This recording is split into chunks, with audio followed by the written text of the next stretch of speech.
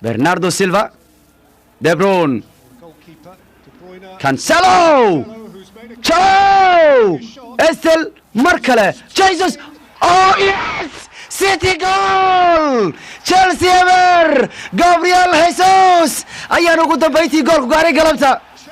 ugu dambayntii Championska, waa la yimaadeen goolka, libax qoyay habboodin bisad, Championska is back.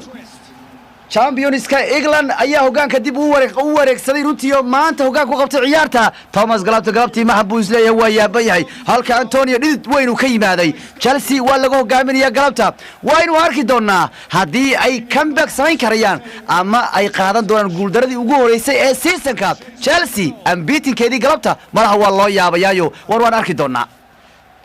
Bernardo Silva caga dahab ah ayaa u dhiibay Kevin oo caga dahabkii weynaa ahaa kadib dhanka la dhigayo waa lagu tuuray Cancelo shootkiisi waxa cishtay oo qaabtay qaabeeyay ku jeesaday u jeestay goolka u dhigay halka Gabriel Jesus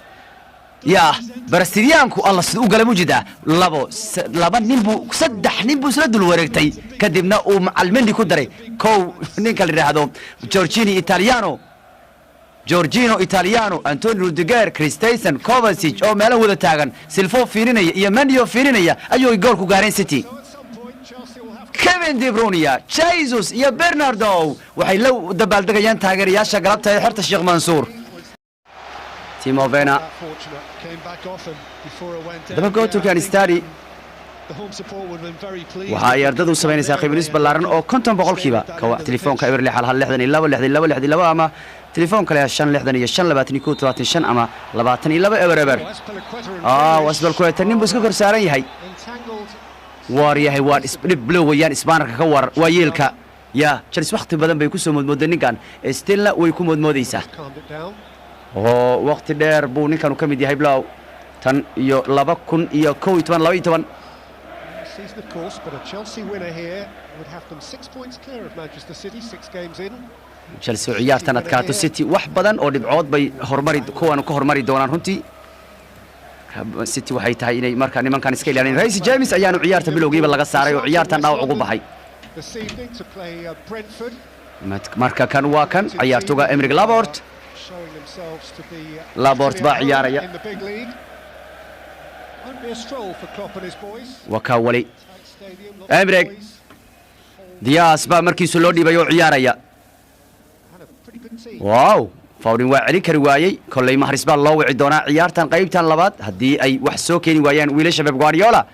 Chelsea qudheedu isbedel baa la sameyn doona Saul iyo rag kale badan ayaa inuu halka fadhiya inkastoo Mason Mount ay galabtu maqayn ciyaartan u dhaawacan yihiin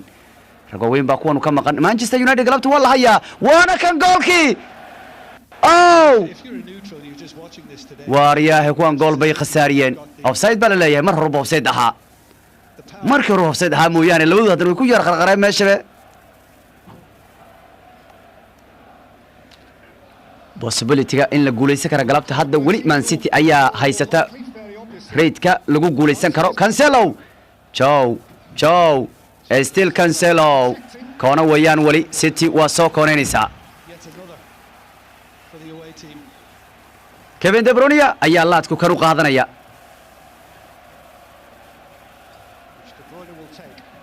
Kevin ayaa laadaya De Bruyne Bernardo Silva De Bruyne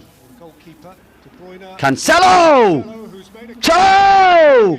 Estel Markale Jesus oh yes City goal Chelsea ever Gabriel Jesus ayaan ugu dambayntii gool ku gaaray galabta ugu dambayntii Championska waa la yimaadeen goolka libax qoyay habboodin bisad Championska is back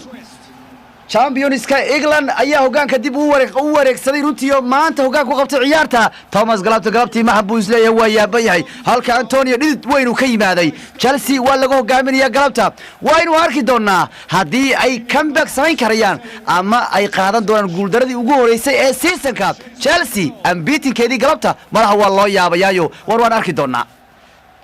Bernardo Silva caga dahab ah ayaa u dhiibay Kevin oo cagadahabkii weynaa ahaa kadib dhanka la dhigayo waa lagu tuuray Cancelo shootkiisii waxa cistay oo qaabeeyay ku jeesaday u jeestay goolka u dhigay halka Gabriel Jesus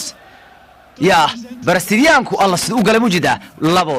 لابا نيمبو صدح نيمبو سلدو الورقتي كدبنا ومعلمني كدري كو نينكا اللي هذا